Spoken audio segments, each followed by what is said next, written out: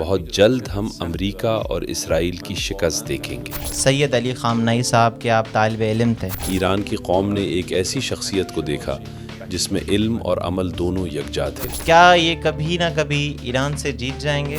جب ایران کو خطرہ ہوتا ہے تو مذہبی اور وطن پرست سب ایک ہو جاتے ہیں۔ جنگ میں حلوہ تقسیم نہیں ہوتا، جنگ میں شہادت بھی ہوتی ہے۔ وہ درس دینے آتے تھے تو وہ ایک رہبر کے طور پر نہیں بلکہ ایک استاد کے طور پر آتے تھے۔ ایرانی جو ہے وہ پاکستانیوں کو کیسے دیکھتے ہیں؟ جس قوم کے درخت ہی 800 یا 1000 سال پرانے ہوں وہ یقیناً بہادر اور مضبوط ہوتی ہے۔ ہم امریکہ کو اس خطے سے باہر نکالیں گے، شیطان بزرگ یعنی امریکہ کے خلاف کھڑے ہوں۔ ایرانی اتنے بہادر کیوں ہیں؟ ایسی شخصیت تھے کہ مجھے نہیں لگتا کہ ہم جلد دوبارہ کسی ایسے انسان کو دیکھ سکیں گے۔ وہ سمجھتے ہیں کہ ایران بھی کوئی فلم ہے کہ وہ آئیں گے اور سب سو رہے ہوں گے اور وہ سب پر قبضہ کر لیں گے۔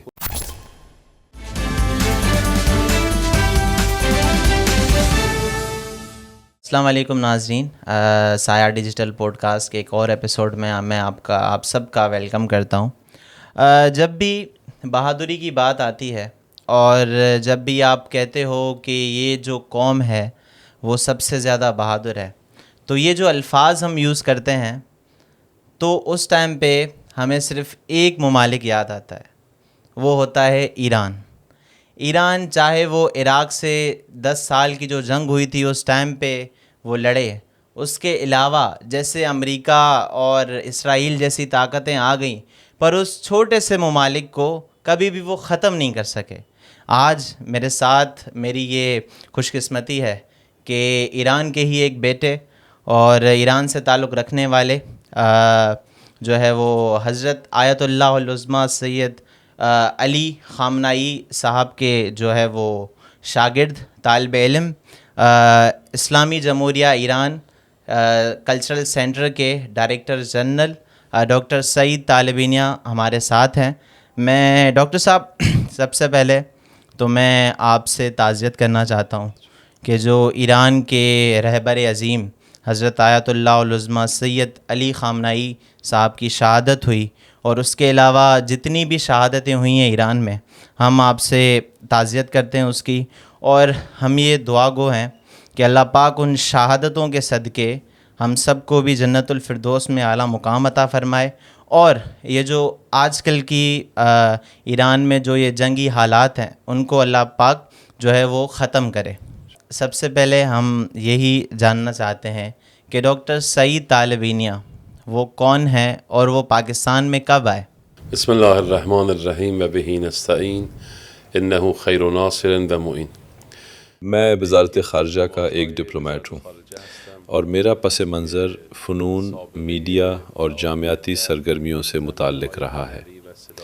تقریباً 4 سال سے میں کراچی میں اسلامی جمہوریہ ایران کے قونصل خانے میں ثقافتی اتاشی کے طور پر اور خانہ فرہنگ ایران کے سربراہ کے طور پر خدمات انجام دے رہا ہوں۔ اسلامی ایران و مسئول خانہ فرہنگ ایران مشغول فعالیت ہستم۔ ہمیں آقا جان یہ بتائیں کہ ہمیں یہ پتہ چلا تھا کہ حضرت آیت اللہ العظمیٰ سید علی خامنئی صاحب کے آپ طالب علم تھے، تو کوئی ایسی ہمیں کوئی ایسی بات بتائیں جو کہ آپ کے ساتھ، مطلب آپ جب ان کے زمانہ طالب علمیے میں آپ نے ان کے ساتھ کوئی ایسی چیز دیکھی جو کہ آپ کو آج تک یاد ہے؟ رهبر شهید ما که من توفیق داشتم که مجھے تقریباً 8 سال تک یہ سعادت حاصل رہی کہ میں تہران میں ان کے دروس میں شرکت کرتا رہا۔ ان کی کلاسز ہفتے میں 3 دن صبح 7 سے 8 بجے حسینیہ امام خمینی میں ہوتی تھیں جو ان کی رہائش کے قریب واقع ہے۔ ان کی کلاس میں تقریباً 1000 طلبہ شریک ہوتے تھے۔ جب وہ درس دینے آتے تھے تو وہ ایک رہبر کے طور پر نہیں بلکہ ایک استاد کے طور پر آتے تھے۔ ان کا انداز مکمل طور پر استاد جیسا ہوتا تھا، نہ کہ کسی رسمی یا پروٹوکول والے رہنما جیسا۔ کلاس کا ماحول بہت آزاد ہوتا تھا، طلبہ کھل کر سوال کرتے، بحث کرتے، حتیٰ کہ بعض اوقات استاد کی بات سے اختلاف بھی کرتے تھے۔ علمی مباحثہ ہوتا تھا اور ہر ایک کو اپنی رائے دینے کی آزادی تھی۔ یہ ایک انتہائی آزاد فکری نشست ہوتی تھی۔ اگر کبھی وہ مجالس نشر ہوں تو آپ دیکھیں گے کہ وہ کتنی خوبصورت اور علمی تھی۔ لیکن جو چیز میں نے ان میں سب سے نمایاں دیکھی وہ ان کا اخلاق اور برداشت تھا۔ ہم نے کبھی نہیں دیکھا کہ وہ کسی طالب علم کی غلط یا غیر متعلق بات پر ناراض ہوئے ہوں۔ عام طور پر اساتذہ ایک حد کے بعد ناراض ہو جاتے ہیں، لیکن وہ ہمیشہ مسکراتے ہوئے نہایت خوش اخلاقی سے کلاس لیتے تھے، سوائے ایک واقعے کے جب ایران میں پیٹرول کے حوالے سے فتنہ ہوا۔ اس دن ان کے چہرے پر وہ مسکراہٹ نہیں تھی۔ اس کے علاوہ ہمیشہ وہ خوش اخلاقی اور مسکراہٹ کے ساتھ درس دیتے تھے۔ ایک اور خاص بات یہ تھی کہ وہ ہر درس کے آغاز میں ایک اخلاقی حدیث بیان کرتے تھے، یعنی ان کی کلاس کا آغاز علمی بحث سے نہیں بلکہ اخلاقی تربیت سے ہوتا تھا۔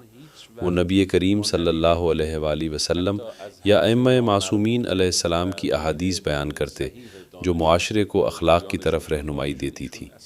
اور میں یہ عرض کرنا چاہتا ہوں کہ جو کچھ ہم نے ان کی زبان سے سنا وہی سب کچھ ہم نے ان کے عمل، کردار، گفتگو اور رویے میں بھی دیکھا۔ یعنی ایران کی قوم نے ایک ایسی شخصیت کو دیکھا جس میں علم اور عمل دونوں یکجا تھے۔ وہ کوئی عام آدمی نہیں تھے، وہ ایک بہادر رہبر تھے، اعلیٰ اخلاق کے حامل، اور کفار کے مقابلے میں سخت اور آپس میں نرم تھے۔ یعنی جس طرح وہ امریکہ، اسرائیل اور یہود کے مقابلے میں سخت اور ڈٹ کر کھڑے تھے، اسی طرح شہداء، ان کے خاندانوں، یتیموں اور عام لوگوں کے ساتھ نہایت نرم اور مہربان تھے۔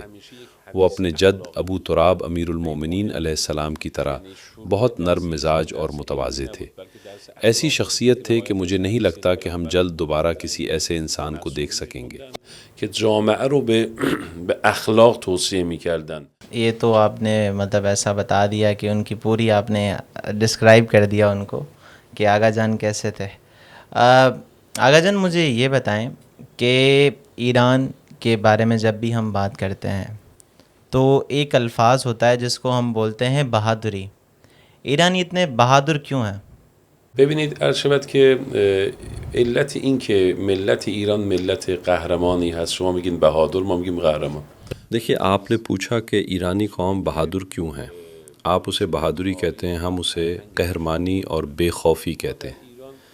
اس کی وجہ یہ ہے کہ اس کی جڑیں ہماری تاریخ اور ثقافت میں ہیں۔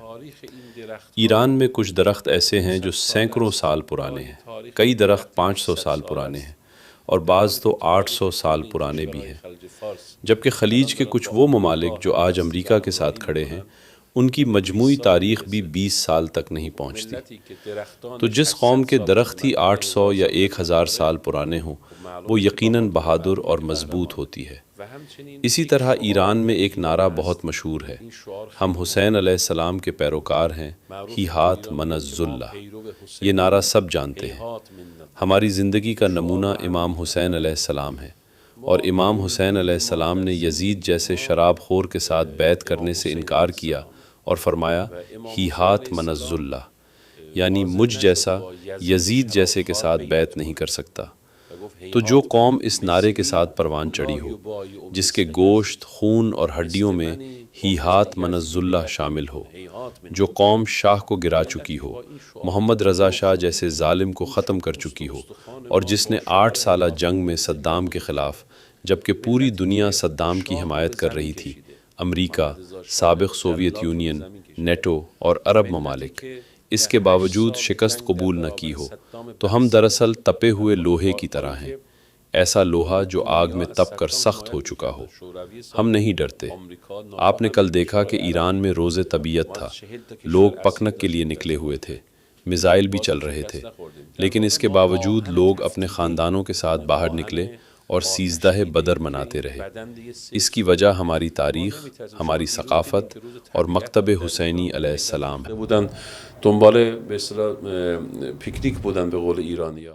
آغا جان آپ کو کیا لگتا ہے کہ یہ جو جنگ چل رہی ہے، امریکہ اور اسرائیل اور جتنے بھی ممالک مل کے ایران پہ جو ہے وہ جنگ کر رہے ہیں، آپ کو کیا لگتا ہے کہ کیا یہ کبھی نہ کبھی ایران سے جیت جائیں گے؟ آمریکایی‌ها 7 تا کشور رو یہ سب کچھ اتفاقی نہیں ہے، یہ سب منصوبہ بندی کے تحت ہو رہا ہے، اور اب ان کی نظر ایران پر ہے۔ لیکن سوال یہ ہے، کیا وہ کامیاب ہوں گے؟ میں آپ سے پوچھتا ہوں، کیا وہ افغانستان میں کامیاب ہوئے؟ وہ آئے، دلدل میں پھنس گئے، اور آج افغانستان میں کون حکومت کر رہا ہے؟ امریکہ یا طالبان؟ طالبان۔ کیا وہ عراق میں کامیاب ہوئے؟ انہوں نے بہت خرچ کیا، لیکن آج عراق پر اثر کس کا ہے؟ سوریہ کو بھی وہ کھو دیں گے۔ اصل میں امریکہ نے ایران کی قوم کو پہچانا ہی نہیں۔ وہ سمجھتے ہیں کہ ایرانی قوم ڈرنے والی ہے، کہ چند جنگی جہاز، بحری بیڑے یا کمانڈوز لے آئیں گے تو ہم ڈر جائیں گے۔ لیکن ایرانی قوم وطن پرست ہے اور شہادت کی طلبگار ہے۔ جو مذہبی لوگ ہیں وہ شہادت کے خواہاں ہیں، اور جو مذہبی نہیں بھی ہیں وہ بھی ایرانی اور وطن پرست ہیں۔ جب ایران کو خطرہ ہوتا ہے تو مذہبی اور وطن پرست سب ایک ہو جاتے ہیں۔ اسی لیے آپ دیکھیں کہ اس جنگ کے باوجود ایک بھی ایرانی ملک چھوڑ کر نہیں گیا، بلکہ یورپ میں رہنے والے ایرانی واپس آ رہے ہیں۔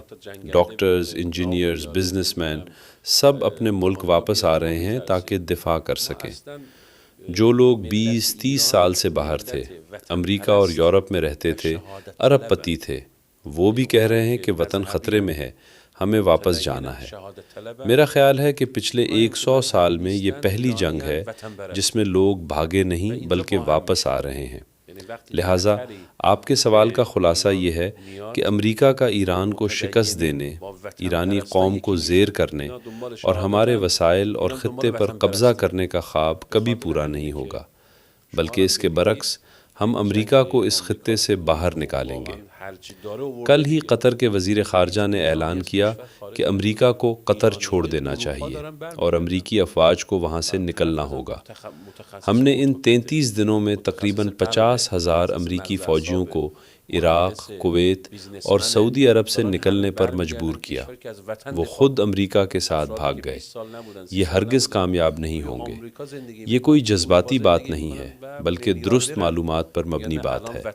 اس میں کوئی شک نہیں کہ ہم شہادتیں بھی دیں گے، ہمیں نقصان بھی ہوگا، ہم ان پر حملے کریں گے، وہ ہم پر حملے کریں گے۔ یہ جنگ ہے۔ جنگ میں حلوہ تقسیم نہیں ہوتا، جنگ میں شہادت بھی ہوتی ہے، لوگ مارے بھی جاتے ہیں۔ لیکن یہ کہ وہ آ کر ایران پر حکومت کریں گے، یہ وہ خواب میں بھی نہیں دیکھ سکتے۔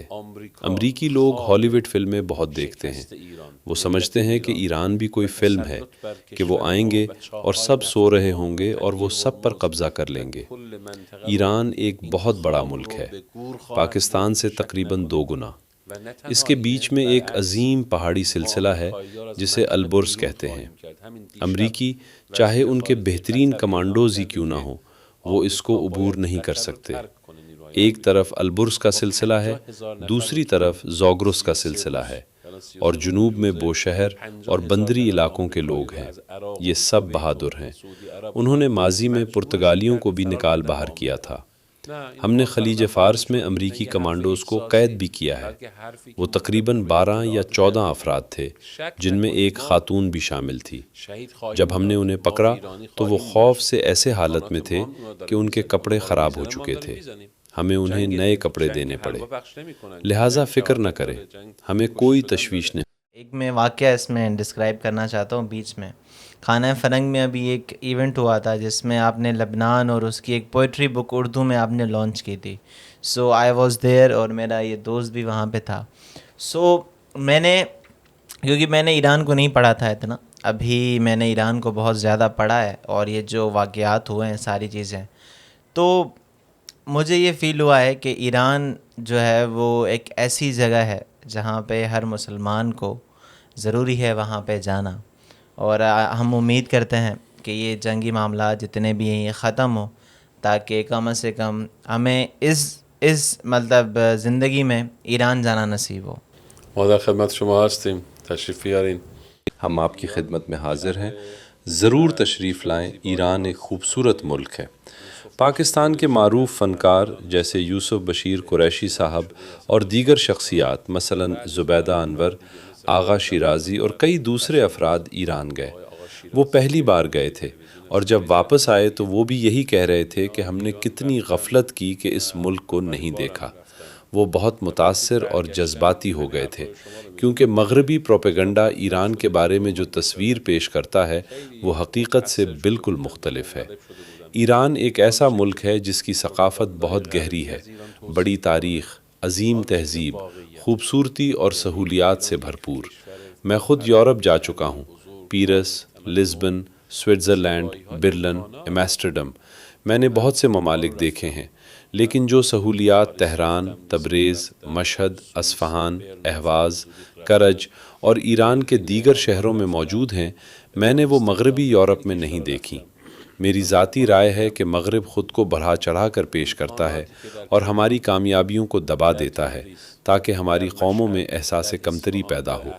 جیسا کہ علامہ اقبال نے کہا تھا، اے مشرق کے لوگو خود کو پہچانو، ہم عظیم ہیں، ہم باوقار ہیں، ہماری تاریخ ہے، ہماری تہذیب ہے۔ پاکستان کیا ہے؟ ایران کیا ہے؟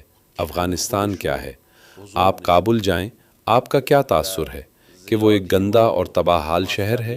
حالانکہ کابل دنیا کے خوبصورت شہروں میں سے ایک ہے، صاف ستھرا، بہترین ریسٹورنٹس کے ساتھ۔ قندھار اور ہرات بھی ایسے ہی ہیں۔ پھر ہمارے ذہنوں میں یہ منفی تصویر کیوں ہے؟ حقیقت یہ ہے کہ ان ممالک میں خوبصورتی اور صلاحیت موجود ہے۔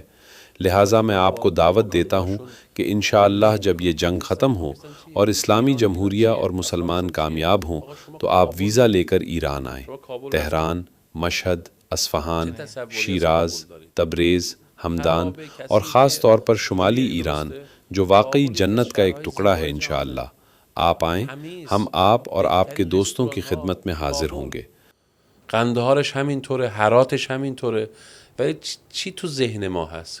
کابل اینجوریه، قندهار یه جوریه، نمیدونم هرات. انشاءاللہ I will definitely میں وزٹ کروں گا ایران۔ آغا جان مجھے یہ بتائیں کہ ایرانی جو ہے وہ پاکستانیوں کو کیسے دیکھتے ہیں؟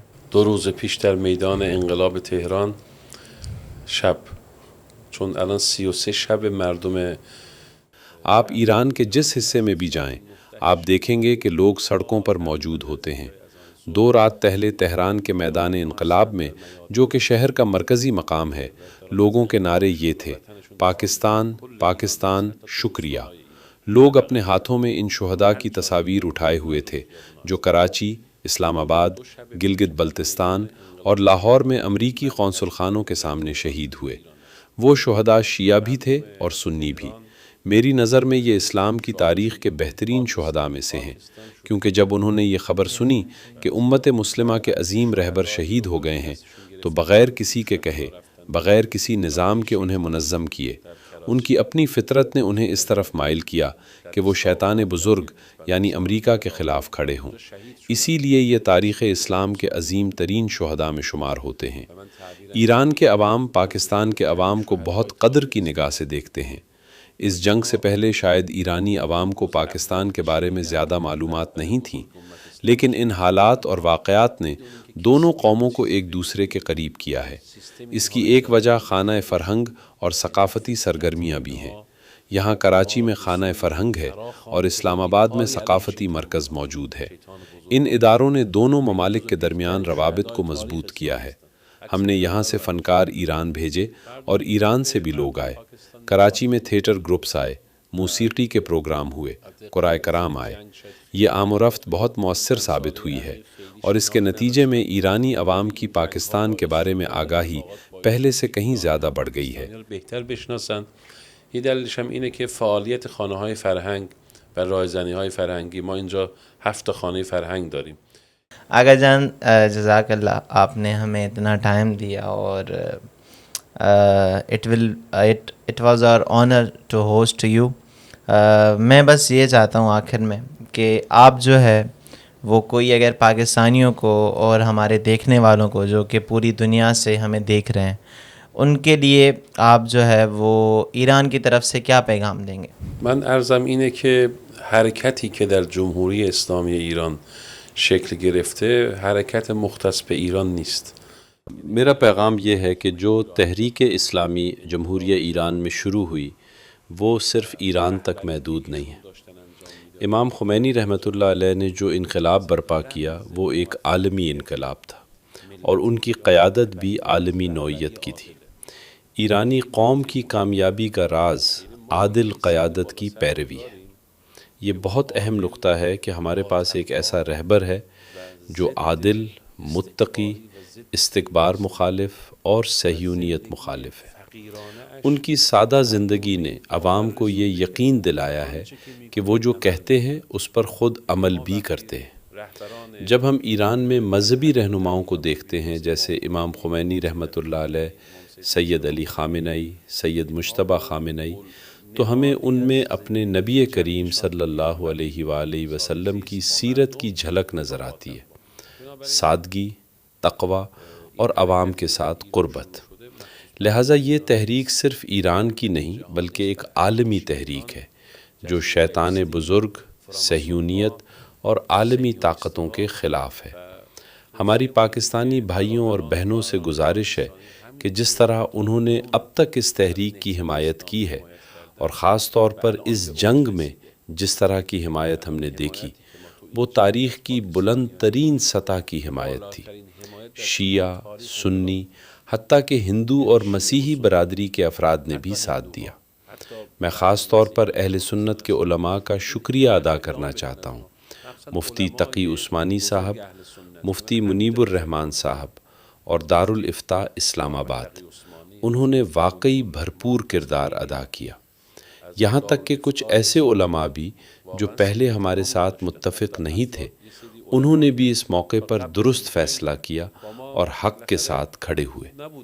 میں تمام اہل سنت علماء کا دل سے شکریہ ادا کرتا ہوں کہ انہوں نے اپنے فتووں اور بیانات کے ذریعے حق کا ساتھ دیا، امریکہ اور اسرائیل کے خلاف آواز اٹھائی، حالانکہ میں جانتا ہوں کہ یہ ان کے لیے آسان نہیں تھا۔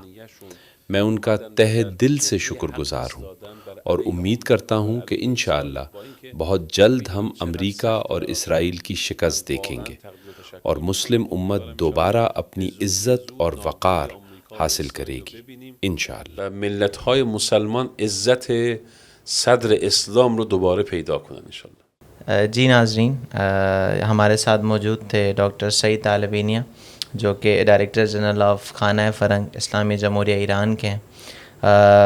ہم آپ سے دوبارہ ملیں گے کسی اور ہستی کے ساتھ، تب تک کے لیے ہمیں دیں اجازت۔ اللہ حافظ۔